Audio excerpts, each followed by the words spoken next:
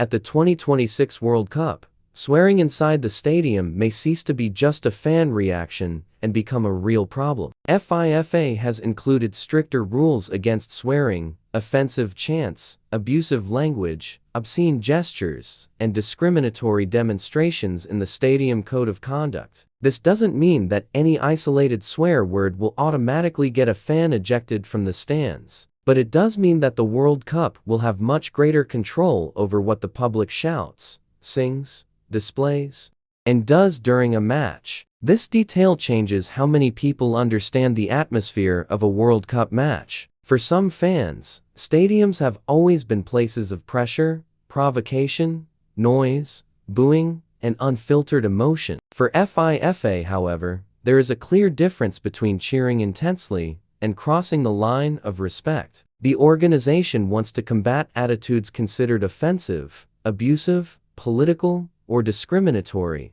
especially when these attitudes take the form of collective chants or attacks directed at players, referees, rival fans, and professionals involved in the event. The main point isn't simply "you can swear" or "you can't swear." The issue is understanding what kind of behavior can lead to punishment. A fan who shouts a swear word in frustration after a missed goal is probably not the central target of the rule. The problem begins when the offense becomes targeted, repeated, aggressive, or discriminatory. When an entire crowd transforms a provocation into a racist, homophobic, xenophobic, religious, political, or threatening attack, FIFA can act with much greater rigor. And this is no small concern. The 2026 World Cup will be held in the United States, Mexico, and Canada. It will be the biggest World Cup in history, with more teams, more games, more host cities, and a huge international audience. In an event of this size, any incident in the stands can gain worldwide attention in a matter of minutes. An offensive chant, a discriminatory banner, an obscene gesture, or a fight between fans can leave the stadium and become global news almost instantly. Therefore, FIFA is not treating the matter merely as a recommendation of good manners. Fans entering a World Cup stadium accept a set of rules. These rules are part of the conditions for remaining at the event. Those who violate them may be warned, removed from the stadium, lose their ticket, or even be referred to local authorities, depending on the severity of the case. As the World Cup will be held in 3 different countries, enforcement may also involve local laws regarding security, discrimination, threats, harassment, and public disorder. This is important because many fans are accustomed to a more permissive stadium culture. In several countries, including Brazil, it's common to see fans insulting the referee, provoking the rival team, pressuring the opposing goalkeeper, and using profanity as part of the game's atmosphere. However, the standard for a World Cup is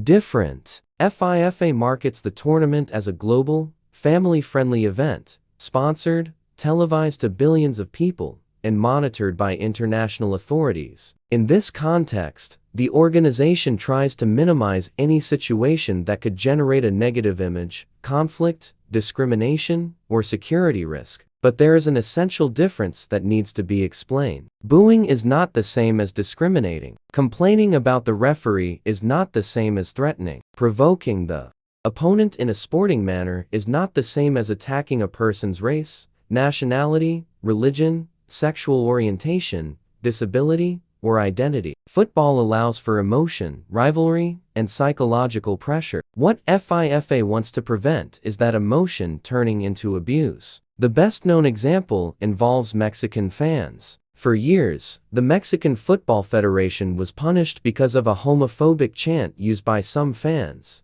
mainly during goal kicks by the opposing goalkeeper. FIFA imposed fines, punishments, and even restricted attendance in some situations. This case became a symbol of the difficulty in changing traditional stadium behaviors. For some fans, it was just a chant repeated out of habit. For FIFA, it was a discriminatory chant incompatible with modern football. This example illustrates something important. FIFA isn't just writing rules for show. It has already punished federations for fan behavior, and for the 2026 World Cup, the trend is for even greater control. The Organization has also created monitoring mechanisms, protection and anti-discrimination managers in stadiums, channels for complaints, and specific protocols for cases of racism or abuse. In serious situations, a match can even be interrupted, suspended, or abandoned, depending on the continuation of the incident. This completely changes how a match is interpreted. Before,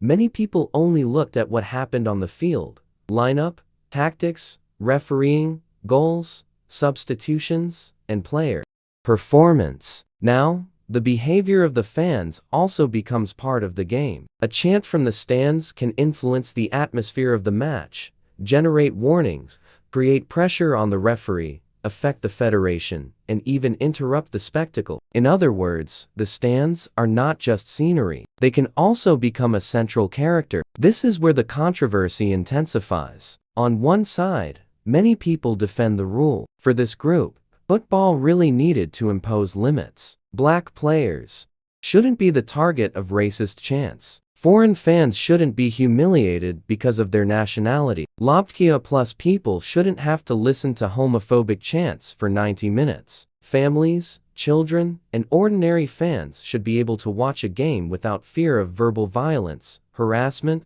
or threats. From this point of view, the rule doesn't take away the soul of football. It only prevents passion from being used as an excuse for aggression. On the other hand, some see it as an exaggeration. For many fans, FIFA is trying to transform the World Cup into a corporate product that is too clean, too controlled, and distant from the real culture of the stands. The fear is that any stronger demonstration will be treated as a problem. The stadium has always been a place of noise, provocation, booing, and pressure. If everything is excessively regulated, the risk is transforming a World Cup match into an artificial event, where the fan pays a high price, but needs to behave as if they were in a theater. The discussion becomes even more sensitive when the topic of political demonstrations comes up. The Code of Conduct also restricts materials and messages of a political, offensive, or discriminatory nature. This can include banners, posters, clothing, symbols,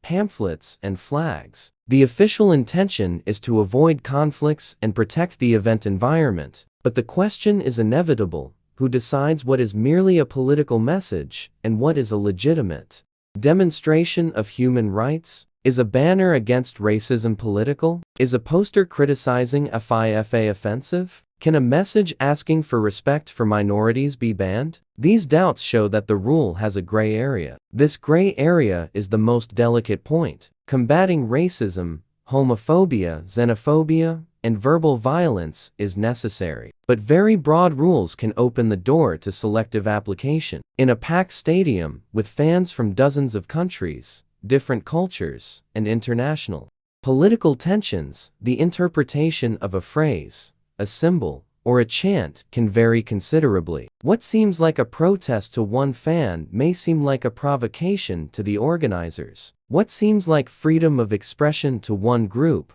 may be offensive to another. Therefore, the issue should not be treated simplistically. It's not just a rule against swearing. It's a change in how FIFA manages crowd behavior. The 2026 World Cup will not only be a competition between national teams on the field. It will also be a test of how far the organization's control over the fan experience extends. The stands will continue to be noisy, passionate, and decisive, but they will be more closely monitored, more regulated, and more exposed to penalties. For Brazilian fans, this deserves special attention. Brazil has an intense stadium culture. The fans sing, provoke, mock, pressure the referee, complain about everything, and transform every play into collective emotion. This is part of the identity of Brazilian football. But, in a World Cup, especially in countries with strict security protocols, some behaviors common in national stadiums can be interpreted differently. An obscene gesture,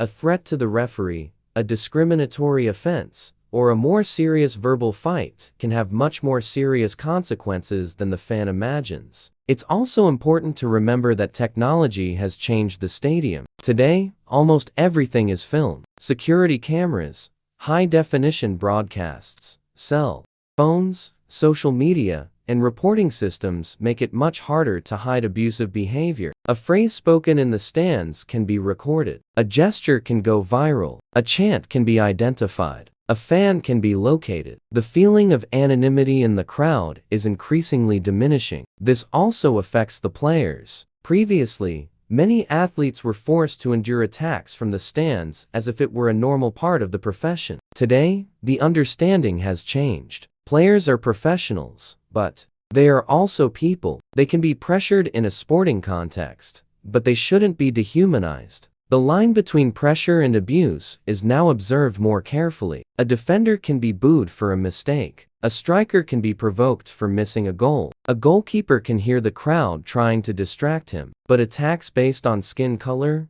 nationality, religion, sexual orientation, or personal condition no longer fall into the category of part of the game.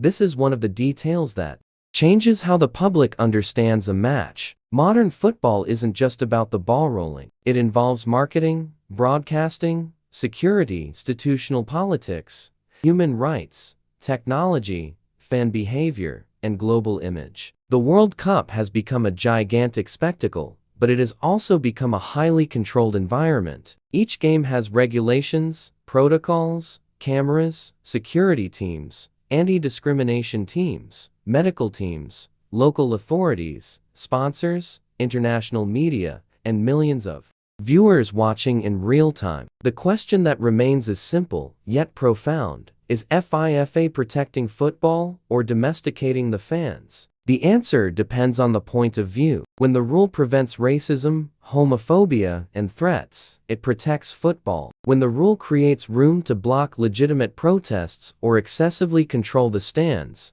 it generates concern. The challenge is to separate one from the other. Football needs limits, but it also needs soul. It needs respect, but it also needs intensity. It needs to protect people, but it cannot extinguish the energy that makes a World Cup different from any other sporting event. Ultimately, FIFA's new rule shows that the stands have definitively entered the center of the debate. The fan is no longer seen merely as someone who buys a ticket and watches the game. They are part of the match's narrative. They influence the atmosphere, put pressure on the players, appear on the broadcast, generate activity on social media, and can even lead to punishments for their national team. In a World Cup, behavior is also part of the game. So, the final answer is this: yes, swearing can cause problems in the 2026 World Cup stadiums, especially when the swearing becomes offensive, abusive, discriminatory, threatening, or collective. But it's not about ending the emotion of football. Cheering is still allowed. Celebrating is still allowed. Booing is still allowed. Sportsmanlike provocation remains part of the stadium culture. What changes is the limit. FIFA is saying that passion cannot be an excuse for hatred, and that the stands cannot be a free territory for discrimination. The 2026 World Cup could mark a significant turning point in the history of stadiums. Perhaps it will be the beginning of a safer and more respectful atmosphere in the stands. Perhaps it will also be the start of a more controlled and less spontaneous style of football. What is certain is that this rule will generate discussion because it directly touches on the essence of being a fan. How far does the right to cheer for one's national team extend? And at what point does that cheering begin to hurt someone? And now, I want to know your opinion.